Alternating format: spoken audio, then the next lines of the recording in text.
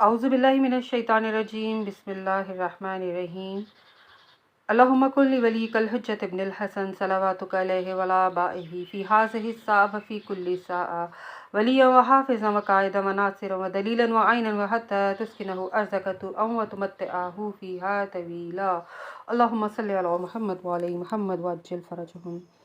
अस्सलामु अलैकुम सामीन, हमारे चैनल ज़िक्र उला में खुशामदीद। मैं आज आपके सामने इल्लामा लाजपाल हुसैन की तसनीफ़ कलाम इब्लीस से कुछ इक़्तिबास पेश कर रही हूँ, जिसके बुनियादी मक़ासद आप तक ऐसा इल्म बयान करना है कि लोगों में ऐसा शऊर बेदार हो जिससे शयातीन की चालों, हरबों और गुमराह कुन ख़यालात से बचा जाए। अगर आप इस किताब का मुकम्मल मुताला करना चाहें तो इस किताब के PDF वर्जन को हमारे वेबसाइट www.idarakhatamulauliya.com से फ्री इंस्टॉल कर सकते हैं। शुक्रिया। इब्लीस कहाँ बैठकर विश्वास के तीर फेंकता है। इब्लीस हक को बातिल और बातिल को हक करके दिखाता है। ख्वाहिशात की पैरवी कौन करता है? सबसे ज़्यादा गुमराह कौन है? बग़ैर इमाम के वसीले के खुदा को पुकारने वाले का अंजाम क्या है? अमीर कायनात अली इब्न अबी तालिब अलैहिस्सलाम ने खुतबा कासिया में फरमाया, मैं अपनी जान की कसम खाकर कहता हूँ कि इब्लीस ने शरारत का तीर कमान में छोड़ रखा है और कई जगह से तुमको निशाना बनाकर कमान को ज़ोर से खींच लिया गया है। यानी इब्लीस का वो करीब का मुकाम कहाँ है कि जहाँ से वो निशाना लगाता है। दोस्तों, वो करीब का मुकाम वही है कि जहाँ पर बैठकर इब्लीस विश्वास करता है। शैतान कुर्बे नफ्स अम्मारा से हमला आवर होता है। इब्लीस मलऊन इंसान के नफ्स पर तब सवार हो जाता है जब नफ्स को अपनी मर्जियां करने का इख्तियार हासिल हो जाता है। इंसान जब रकाबत, हसद, तकब्बुर में जाता है तो शैतान को बंदे के सबसे करीब आकर वार करने का मौका मिलता है। जैसा कि उसने काबील को हसद में देखा तो उसके नफ्स पर सवारी करने का मौका मिल गया। फ़िरौन ने अपने इक़्तिदार और माल पर तकब्बुर किया तो अल्लाह ने उसको नफ्स की अमारगी के हवाले कर दिया। अब अगर डूबते हुए वो कहता है मैं ईमान लाया तो वो भी काबिल कबूल नहीं हुआ, क्योंकि वो मुनाफ़िक़त में सिर्फ़ अज़ाब इलाही को देखकर कह रहा था।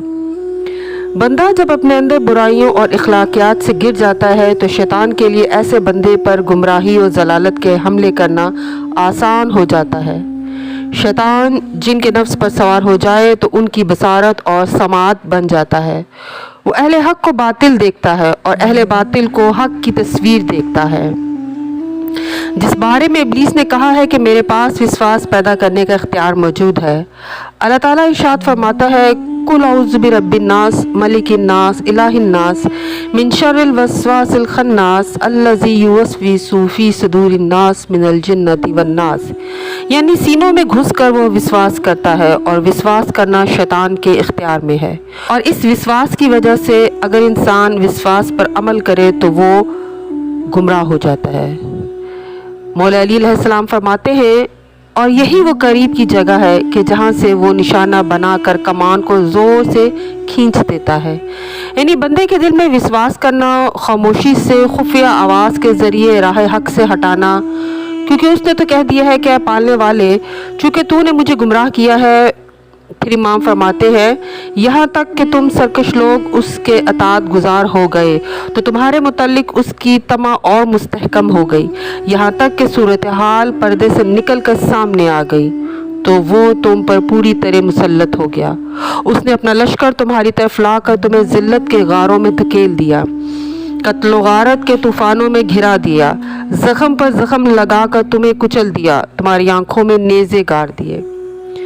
कुरान पाक की सूरह कसस की आयत नंबर 50 में अल्लाह ताला इरशाद फरमाता है, फिर अगर ये तेरी ना माने तो तू यकीन कर ले कि ये सिर्फ अपनी ख्वाहिश की पैरवी कर रहे हैं, और उस शख्स से ज़्यादा गुमराह कौन होगा जिसने अल्लाह की हदायत छोड़कर अपनी ख्वाहिशों की पैरवी की। बेशक अल्लाह जालिम लोगों को हदायत नहीं देता। यानी इस आयत में गुमराही का जिक्र आया है कि सबसे ज़्यादा गुमराह कौन होगा कि जिसने अल्लाह की हदायत को छोड़ अपनी ख्वाहिशों की पैरवी की। हज़रत अबू हमज़ा समाली से रिवायत है कि मैंने अबू जाफ़र अलैहिस्सलाम से इस आयत के बारे में सवाल किया तो आपने फरमाया कि इसका मायने ये है कि जिस किसी ने भी अपनी राय से बग़ैर किसी इमाम की रहनुमाई के दीन को अपनाया, यानी ऐसा इंसान कि जिसने किसी भी इमाम से तमस्सुक नहीं किया, किसी भी इमाम की अताअत और इत्तबा नहीं की, अल्लाह के नज़दीक वो शख्स सबसे ज़्यादा गुमराह है। ये वो शख्स है कि जिसे शैतान ने चारों तरफ से गुमराह किया है।